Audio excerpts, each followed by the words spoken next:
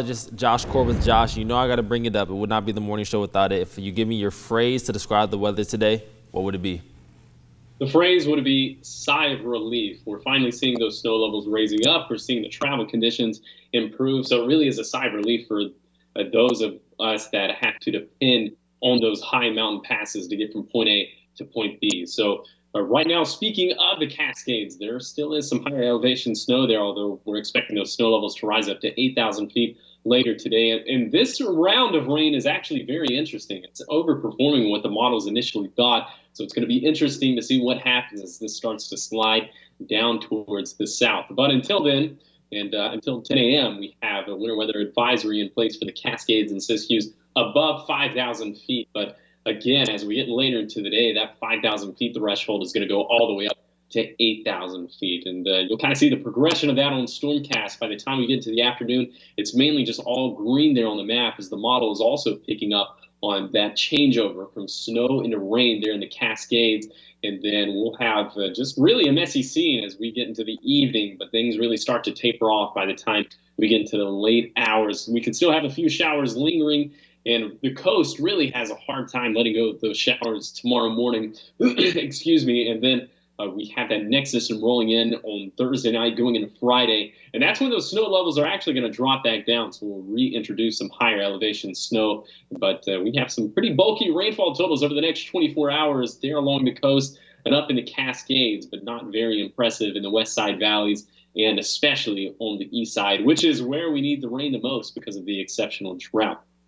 Snow levels today, like I mentioned, going up to 8,000 feet, but as that next storm system rolls through, we're going to see those snow levels drop down to 5,000 feet. So that's why we're expecting that changeover to snow once again in the highest terrain.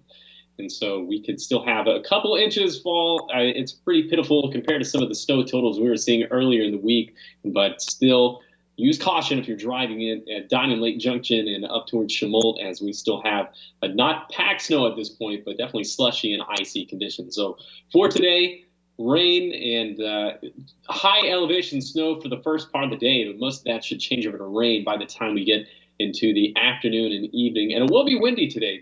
Those winds will gust up to 45 miles per hour today at Crater Lake. They'll just be breezy, 20 miles per hour along the coast, and then those winds will pick up along the coast tonight up to 25 miles per hour. We could have a few showers left over along the coast, on the east side, up in the Cascades, but in the west side valleys, that lack of rain and the lack of winds is going to contribute to fog filtering into the Rogue Valley and the Shasta Valley. So here are the bullet points for today. Snow levels rise. We have that next system coming through Thursday night into Friday morning.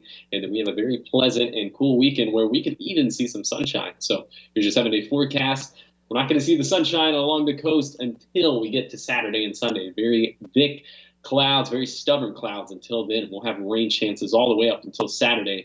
And then in Northern California, it's mainly going to be a rain event today. We'll dry out on Thursday, but as that storm system rolls through on Friday, snow levels drop. We'll reintroduce some snow. It doesn't look like we'll have much in the way of accumulating snow down in Siskiyou County, but that might be a different story on the east side. It's a little bit too early to tell those exact snowfall amounts. I think we'll have a better idea by the time we get to tomorrow.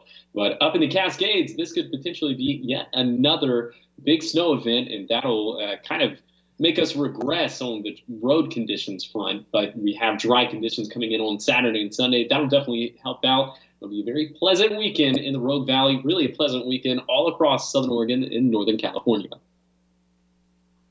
So I'm hearing it's a good weekend to potentially get outside, go do some of those activities we have not been able to do the last couple of weeks. Yeah, don't be stuck at home like me. Get out and enjoy it. All right. Thank you, Josh.